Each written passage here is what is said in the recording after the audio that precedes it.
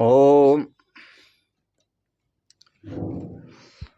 ओम शिवोहम शिवोहम शिवोहम। ओम सच्चिदानंद रूपाय विश्वोत्पत्त्यादिहेतवे तापत्रय विनाशाय श्रीकृष्णाय वयं नमः। श्रीकृष्णाय वयं नमः। ओम अखंडानंदबोधाय शिष्यसंतापहारिणे सच्चिदानंदरूपाय तस्मै श्री गुरवे नमः। तस्मै श्री गुरवे नमः। ओम। पूर्व प्रसंग में आप श्रीमद् भागवत की कथा और प्रसंग ध्रुव चरित्र को श्रवण कर रहे थे।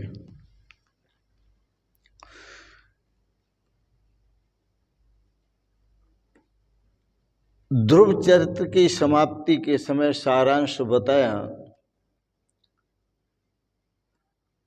कि बचपन से यदि संत शरण प्राप्त हो जाती है तो अच्छे संस्कार बच्चे के अंदर आते हैं और वो अच्छे संस्कार भगवान से मिलाने वाले, परमात्मा से मिलाने वाले, वो अच्छे संस्कार आदर्श जीवन बनाते हैं। लेकिन उस बच्चे की मां सुनीति जैसी होनी चाहिए। सुनीति ने अपने बच्चे को कहा था ध्रुव को, बेटा वन में जाओ, तुम्हें भगवान का दर्शन होगा। बाल्य अवस्था के अच्छे संस्कार आजीवन नष्ट नहीं होते।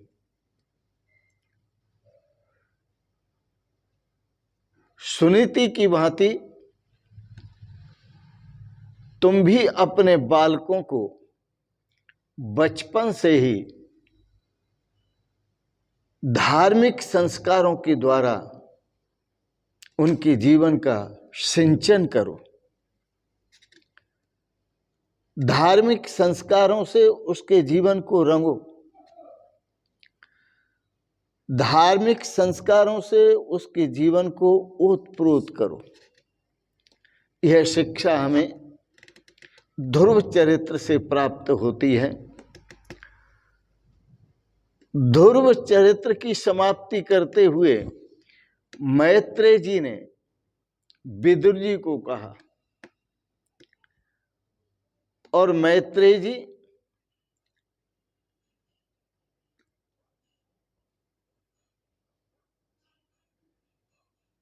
नारायण सरोवर के किनारे आए।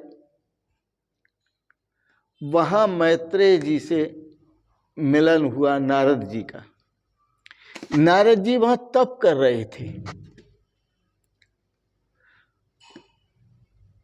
और वहीं नारायण सरोवर के किनारे प्रचेताओं का मिलन हुआ। विदुर जी ने मैत्रेय जी से पूछा, गुरुदेव ये बताएं कि ये प्रचेता कौन थे, किसके पुत्र थे? मैं इस बात को विस्तार से जानना चाहता हूं। मैत्रेय जी विदुर जी को प्रचेताओं की कथा सुना रहे हैं और श्री सुखदेव जी राजा परीक्षित को यह कथा सुना रहे हैं। प्रचेता जो थे वो ध्रुव जी के ही वंशज थे।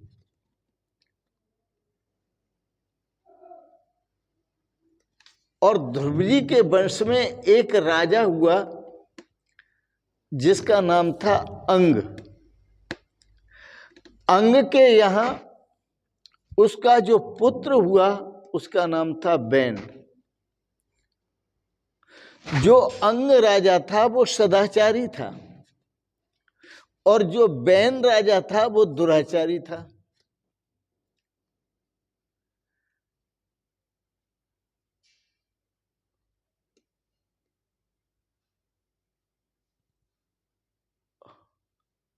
उस बैन राजा के दुराचारों से प्रजा बहुत दुखी हुई।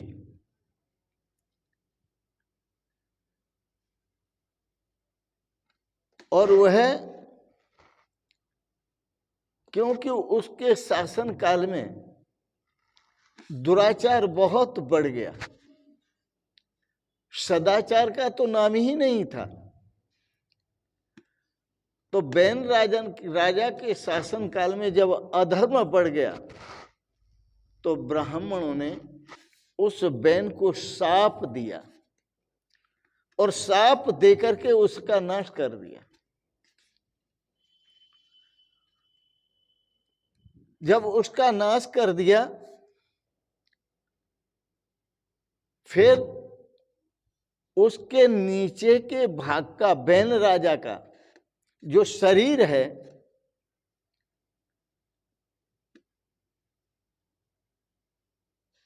इधर जो बैन राजा का नाश हुआ तो उससे प्रजा बहुत दुखी, और प्रजा बाद में उसके दुराचारों से, अत्याचार जो बढ़ गए थे उससे दुखी रहने लगी। तो बैन राजा के शरीर का मंथन किया गया, और प्रथम मंथन जब किया तो उसके शरीर से एक काला पुरुष प्रकट हुआ। काला पुरुष का वैसे अर्थ है कलयुग, क्योंकि पहले उसकी जंघाओं का मंथन किया गया, उसके कमर के नीचे के भाग का मंथन किया गया, और उस नीचे के भाग के मंथन करने पर प्रथम तो उसमें से पाप निकला। मनुष्य के शरीर के दो भाग, एक कमर से ऊपर का भाग और एक कमर से नीचे का भाग। कमर से नीचे का जो भाग है वह निंदित भाग है। कमर से नीचे का जो भाग है वो विषय शक्ति, विषय विकारों वाला भाग है, विषय सुख देने वाला भाग है।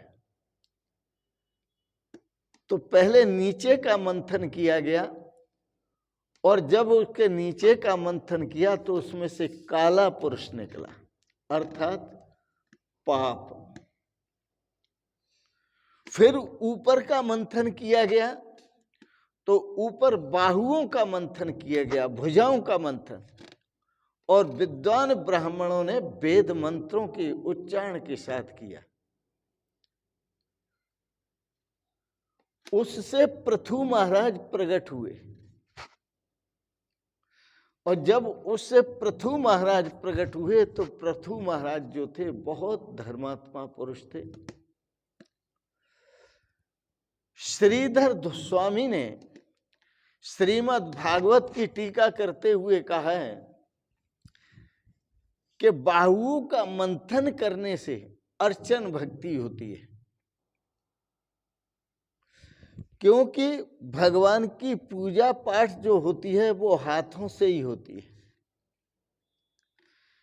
इसलिए अर्चन भक्ति का रूप है पृथु महाराज, और वो अर्चन भक्ति का रूप ही लेकर के प्रकट हुए। एक बात ध्यान में रखें कि हाथों से भगवान की पूजा होती है, तो उनकी भुजाओं का मंथन किया गया तो अर्चन भक्ति स्वरूप पृथु महाराज प्रकट हुए। लेकिन हृदय का, राजा बैन के हृदय का यदि मंथन किया जाता तो भगवान प्रकट होते। भगवान का जो वास है वो सबके हृदय में है। सबके हृदय में साक्षात नारायण का वास है। इसलिए ध्यान करने के लिए हृदय देश में कहा गया है। बाकी झांकी श्याम की बसे हृदय के बीच, जब चाहूं दर्शन करूं दोनों आंखें मीच। मेरे प्रभु का जो स्वरूप है, नारायण का जो स्वरूप है, प्रत्येक प्राणी के हृदय में विराजमान है, लेकिन वह आंखें खोल करके उस स्वरूप का दर्शन नहीं होता, आंखें बंद करके। इसका अर्थ है कि बाहर जो वृत्ति जाती है विषयों की तरफ, वहां से उस वृत्ति को अंतर्मुख करके जब हम परमात्मा का ध्यान करते हैं तो हमें परमात्मा का दर्शन होता है। पृथु महाराज अर्चन भक्ति का स्वरूप है, अतः उनका जब विवाह हुआ तो उनको जो रानी मिली वह रानी अर्ची, उसका नाम था अर्ची। अर्चन भक्ति में पृथु श्रेष्ठ हैं। अर्चन भक्ति में प्रभु का नित्य अभिषेक किया जाता है।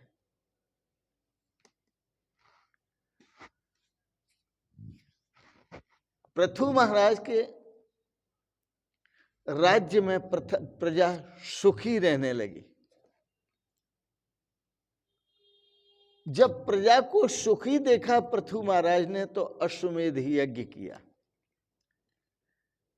इस यज्ञ में बंधन रहित करके एक घोड़ा छोड़ा जाता है, इच्छा अनुसार, वो चाहे जिधर जाए घुमाया जाता है। यदि अश्व कहीं बांध लिया जाए, उसका बंधन हो जाए, तो यज्ञ में उसका बलिदान किया जाता है।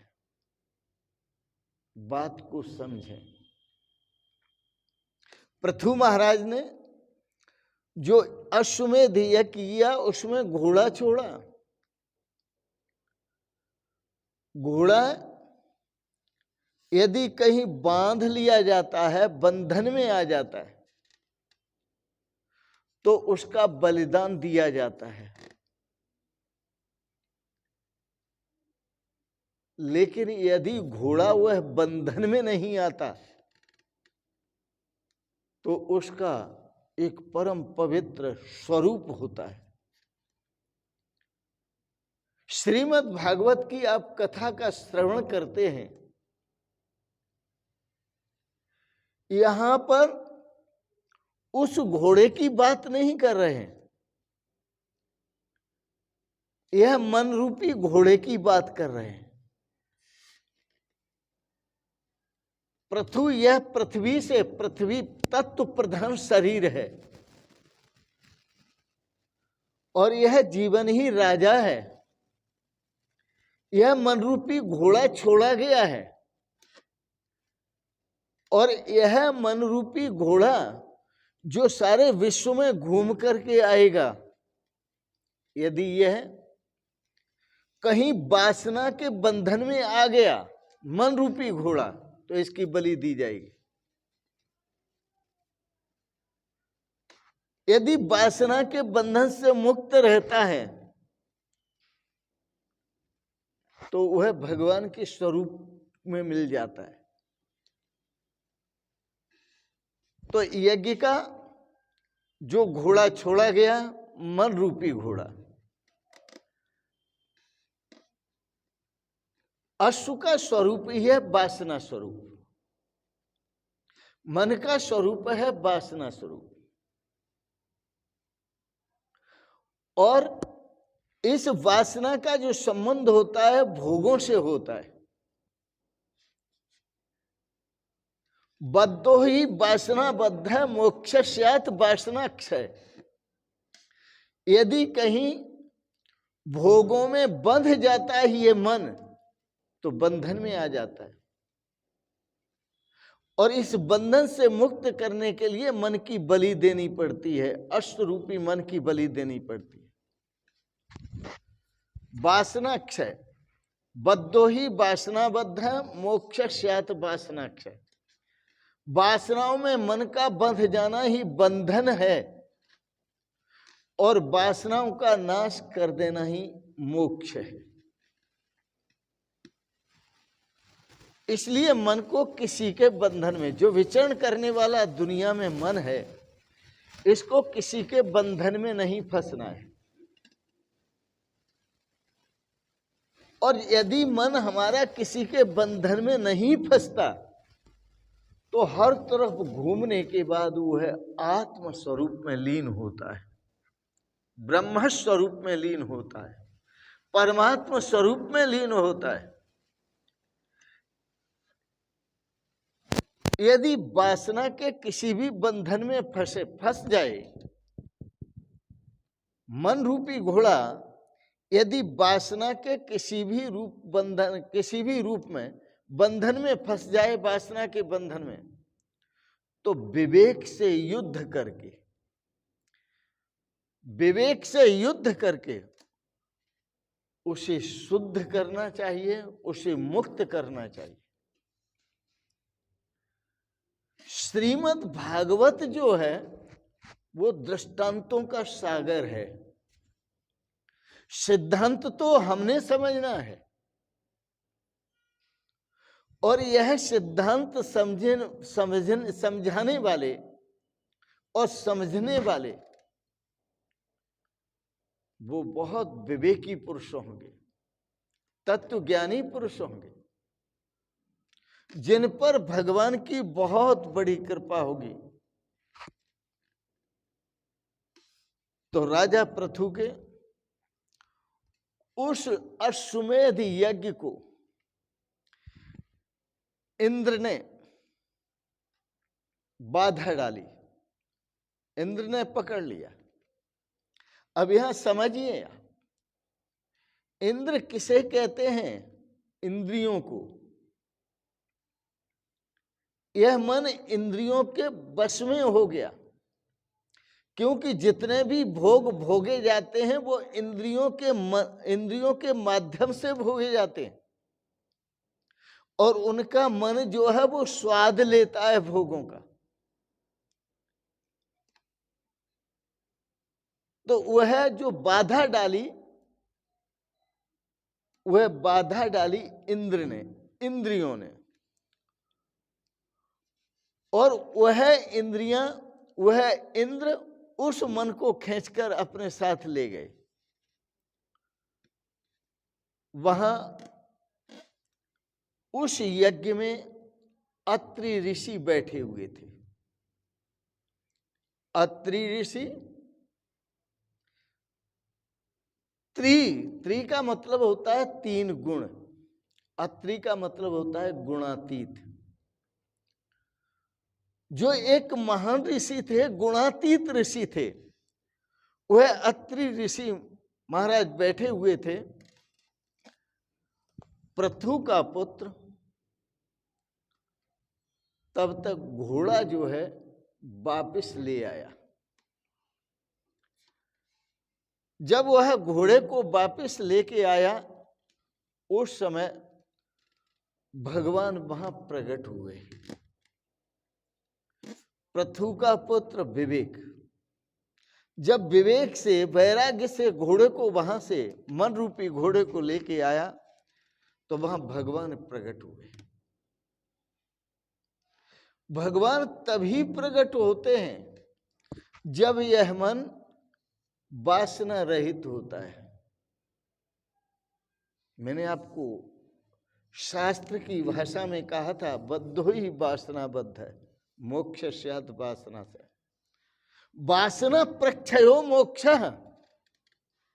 और जिसकी वासनाएं नष्ट हो जाती हैं वही वस्तुतः मोक्ष को प्राप्त होता है, और वही जीवन मुक्ति ईष्यते, जीते जी मुक्ति को प्राप्त होता है। फिर वह जीता जरूर है संसार में, लेकिन मुक्त होकर के जीता है, उसे किसी प्रकार का कोई बंधन नहीं होता। पृथु ने भगवान से प्रार्थना की, भगवान सामने उपस्थित हैं।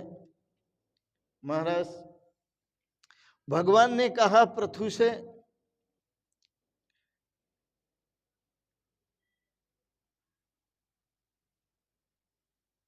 और क्या कहा कि महाराज पृथु, जो आप चाहते हो वो बताओ, क्या आपको चाहिए? आपने अश्वमेध यज्ञ किया है, आपकी अर्चना भक्ति जो है, अर्चना भक्ति सिद्ध है, अब आपको क्या चाहिए? तो पृथु महाराज ने भगवान से प्रार्थना करते हुए कहा, महाराज आप देना चाहते हैं तो आप मुझे 10,000 कान दीजिए। 10,000 कान किसने मांगे? पृथु महाराज ने। आप यदि देना चाहते हैं, भगवान से कहा, तो मुझे 10,000 कान दीजिए, यह मेरी प्रार्थना स्वीकार करें। भगवान ने कहा, 10,000 कानों का क्या करोगे? 10,000 कान तो बहुत होते हैं। पृथु महाराज बोले, महाराज 2 कानों से आपका चरित्र, आपकी लीला गुणानुवाद और आपकी कथा सुनते सुनते मुझे तृप्ति नहीं हो रही है।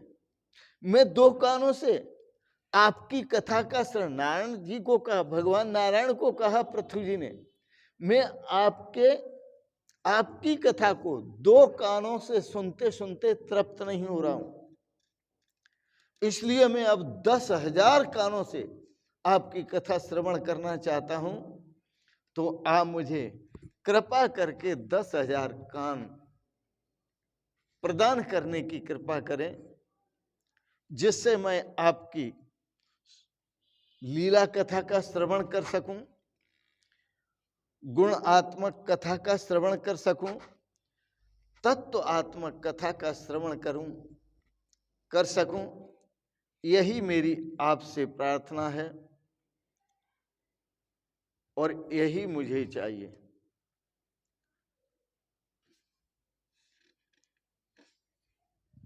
जो पृथु थे वह एक परम पावन चरित्र के थे। बचपन से ही उनका जीवन महान था।